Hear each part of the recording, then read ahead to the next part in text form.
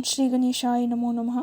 आप सभी का एक बार फिर स्वागत है आप सभी की प्रिय चैनल वेद वचन में। आज मैं स्नेहलता आप सभी के साथ पावन पवित्र अजा एकादशी का महत्व व व्रत कथा लेकर प्रस्तुत हुई हूँ।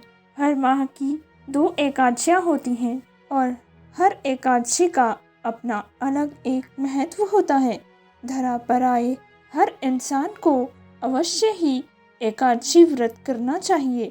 व्रतों में एकादशी व्रत सर्वश्रेष्ठ है और भगवान श्री कृष्ण को सभी व्रतों में स्वयं एकादशी व्रत अति प्रिय है। भगवान श्री कृष्ण ने स्वयं अर्जुन से यह बात कही है कि हे अर्जुन, व्रतों में एकादशी व्रत मुझे सबसे प्रिय है। जिस प्रकार हर मनुष्य अपनी हर मनोकामना लेकर ईश्वर से प्रार्थना करता है और उसे पूर्ण हो जाने पर प्रसन्नता महसूस करता है, उसी प्रकार यदि हम भगवान के बच्चे भगवान के लिए उनके प्रिय व्रतों और कर्मों को करें तो भगवान आप पर अपार कृपा लुटा देते हैं। इसमें कोई संदेह नहीं है। यदि आप हर माह की एकादशी का व्रत करते हैं तो आप स्वयं पाएंगे कि भगवान विष्णु भगवान श्री कृष्ण आप पर अपार कृपा बरसा रहे हैं। आपके हर कार्य में आपको सफलता अवश्य प्राप्त होगी। आप अपने व्रत का कोई भी उद्देश्य रखिए, चाहे आप उस व्रत को भगवान के लिए करिए या अपने किसी कार्य को सिद्ध करने के लिए करिए, पर आप पाएंगे कि भगवान उसमें भी आप ही का कल्याण कर रहे हैं। यहाँ देखिए, जो भी आप भगवान के लिए करते हैं, भगवान स्वयं आपको उसके बदले अनगिनत संख्या में लौटाते हैं। एकादशी का व्रत एक ऐसा व्रत है जो आपको संसार में सभी सुख स्वयं प्रदान कर देता है। मात्र आपको एकादशी के व्रतों के नियमों को पालन करना होता है, जिसके नियमों का पालन आप दशमी की रात्रि से प्रारंभ कर देते हैं। विशेष रूप से मैं आपको बताना चाहती हूँ कि जो भी मनुष्य एकादशी का व्रत करते हैं, उन्हें भूल से भी फल के रूप में भी गाजर का सेवन नहीं करना चाहिए। चावल का सेवन तो करना ही नहीं चाहिए, यह तो आप सब स्वयं जानते ही होंगे। पर शास्त्रों के अनुसार जो मनुष्य एकादशी का व्रत धारण करते हैं, उन्हें गाजर व बीज रहित फलों का सेवन भूलकर भी नहीं करना चाहिए। हो सके तो उस दिन आपको भूमि शयन करना चाहिए, परंतु हर जगह का मौसम अलग अलग होता है।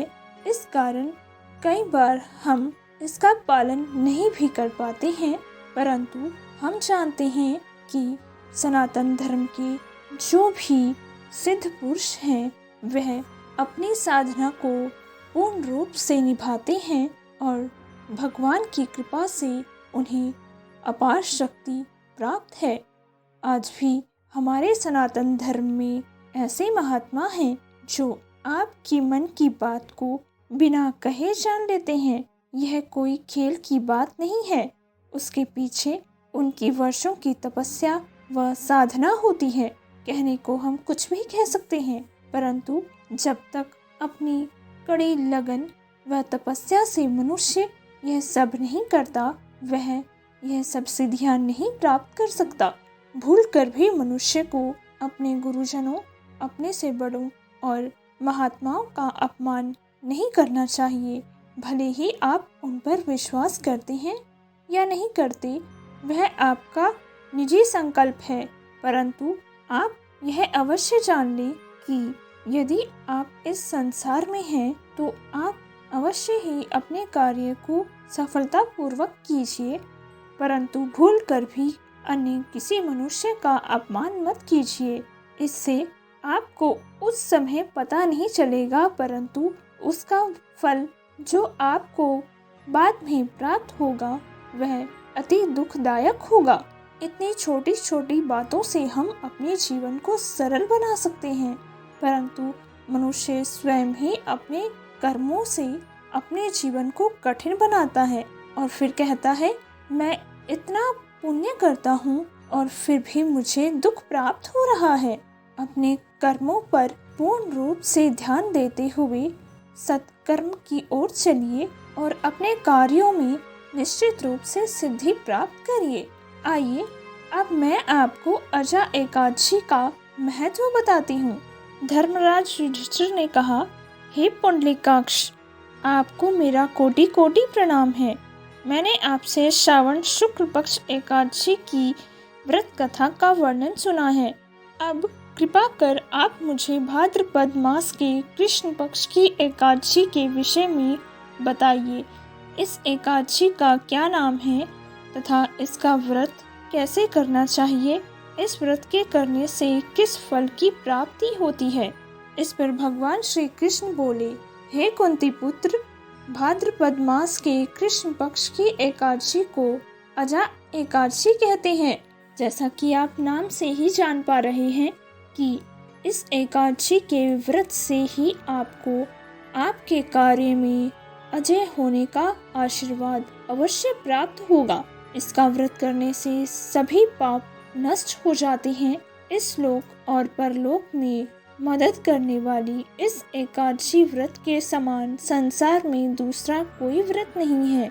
आइए अब श्रवण करते हैं अजा एकादशी की व्रत कथा। कहिए, जय हो भगवान श्री कृष्ण, आपकी सदा ही जय हो। जय हो भगवान विष्णु, भगवान श्री हरि, जय माँ एकादशी। भगवान श्री कृष्ण बोले, हे धर्मराज, अब ध्यान पूर्वक इस एकादशी का महात्म्य श्रवण करो। पौराणिक काल में भगवान श्री राम के वंश में अयोध्या नगरी में एक चक्रवर्ती राजा हरिश्चंद्र हुए। राजा अपनी सत्य निष्ठा और ईमानदारी के लिए प्रसिद्ध थे। एक बार देवताओं ने उनकी परीक्षा लेने के लिए योजना बनाई। राजा को रात्रि में स्वप्न आया। उन्होंने देखा कि ऋषि विश्वामित्र को उन्होंने अपना राजपाट दान कर दिया है। अगली सुबह स्वयं विश्वामित्र वास्तव में उनके द्वार पर आए और उन्होंने कहा, राजन, तुमने स्वप्न में मुझे अपना राज्य दान कर दिया। अब तुम वास्तव में मुझे अपना राज्य पूर्ण रूप से दान करो। राजा सत्यनिष्ठा से भरपूर थे। राजा ने सत्यनिष्ठा व्रत का पालन करते हुए संपूर्ण राज्य ऋषि विश्वामित्र को सौंप दिया। दान के लिए दक्षिणा चुनने हेतु राजा हरिश्चंद्र को पूर्व जन्म के कर्म फल के कारण पत्नी, बेटा और खुद को बेचना पड़ा। राजा हरिश्चंद्र ने स्वयं को एक ढोम को बेच दिया जो शमशान भूमि पर कार्य करता था।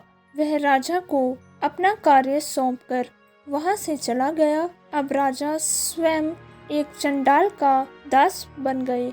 उन्होंने उस चंडाल के यहाँ कफन लेने का काम किया, परंतु उसमें भी उन्होंने अपने सत्य का साथ नहीं छोड़ा। जब राजा को इसी प्रकार कई वर्ष बीत गए तो उन्हें अपनी इस कर्म पर बड़ा दुख हुआ और वह सोचने लगे कि मैंने ऐसा कौन सा दुष्कर्म किया है कि मेरे दुख समाप्त ही नहीं हो रहे हैं। दुख के मुक्ति के लिए उपाय खोजने लगे। वह सदैव उसी चिंता में रहने लगे कि मैं क्या करूं, किस प्रकार इस नीच कर्म से मैं मुक्ति पाऊं। समय बीतता गया।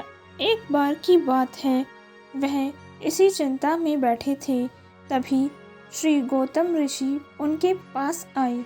राजा हरिश्चंद्र ने उन्हें प्रणाम किया और अपनी दुख भरी गाथा सुनाई। राजा हरिश्चंद्र की दुख भरी कहानी सुनकर महर्षि गौतम भी अत्यंत दुखी हुए और उन्होंने राजा से कहा, हे राजन, भादो मास के कृष्ण पक्ष की एकादशी का नाम अजा है। तुम उस एकादशी का विधान पूर्वक व्रत करो तथा रात्रि को जागरण करो। इससे तुम्हारे सभी पाप नष्ट हो जाएंगे। महर्षि गौतम इतना कहकर वहां से अंतर्ध्यान हो गए। कुछ समय पश्चात अजा एकादशी आने पर राजा हरिश्चंद्र ने महर्षि के कहे अनुसार विधि पूर्वक उपवास तथा रात्रि जागरण किया। इस व्रत के प्रभाव से राजा के सभी पाप नष्ट हो गए और उसी समय स्वर्ग में नगाड़े बजने लगे तथा पुष्पों की वर्षा होने लगी। राजा ने अपने सामने त्रिदेव ब्रह्मा, विष्णु, महेश तथा इंद्र आदि देवताओं को खड़ा पाया। उन्होंने अपने मृतक पुत्र को जीवित तथा अपनी पत्नी को राजसी वस्त्र तथा आभूषणों से परिपूर्ण पाया। यह देखकर राजा बहुत प्रसन्न हुए। व्रत के प्रभाव से राजा को पुनः अपने राज्य की प्राप्ति हुई। वास्तव में ऋषि ने यह सब राजा की परीक्षा लेने के लिए किया था, परंतु अजा एकादशी के व्रत से ऋषि की रची हुई माया समाप्त हो गई और अंत समय में राजा हरिश्चंद्र अपने परिवार सहित स्वर्गलोक को गए। उन्हें भगवान श्री कृष्ण बोले, हे राजन, यह सब अजा एकादशी के व्रत का प्रभाव था। जो मनुष्य इस उपवास को विधि पूर्वक करते हैं तथा रात्रि जागरण करते हैं, उनके सभी पाप निश्चित रूप से नष्ट हो जाते हैं और अंत में वे स्वर्ग को प्राप्त करते हैं। इसमें कोई संदेह नहीं है।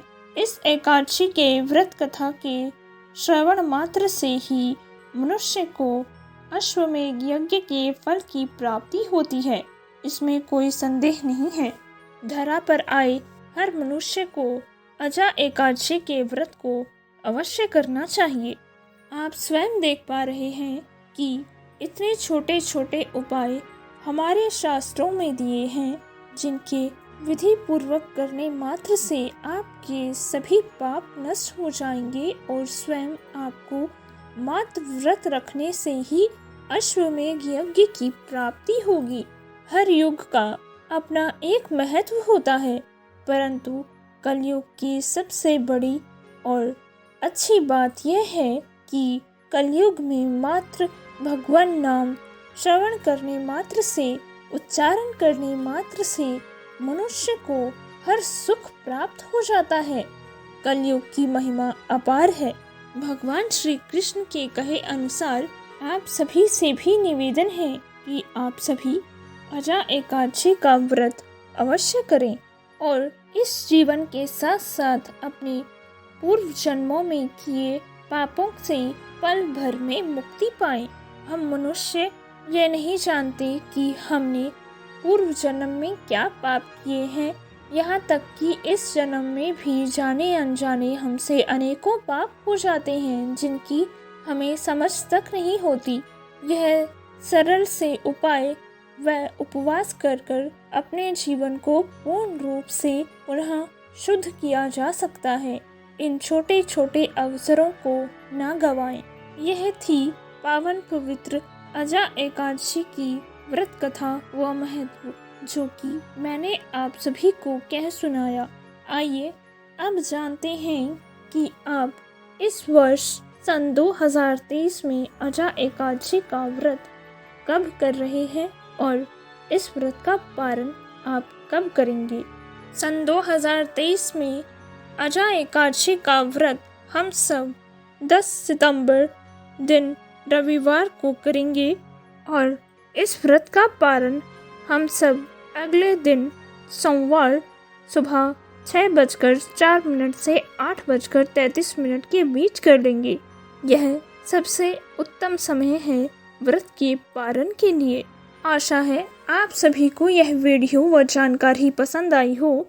यदि आप सभी को यह वीडियो व जानकारी पसंद आई है तो अपने चैनल को सब्सक्राइब व लाइक करना ना भूलें।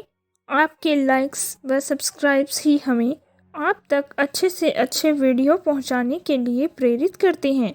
आप इस वीडियो को शेयर भी कर सकते हैं ताकि अधिक से अधिक लोग इस वीडियो से लाभ उठा सकें और व्रत को रखना व उसके पारण के समय का पता कर सकें।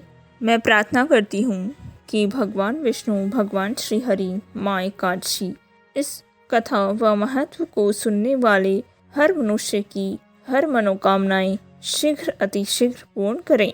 आप पर भगवान विष्णु, माता लक्ष्मी सदैव प्रसन्न रहें। सत्य सनातन धर्म की जय। जय जय श्री राधे।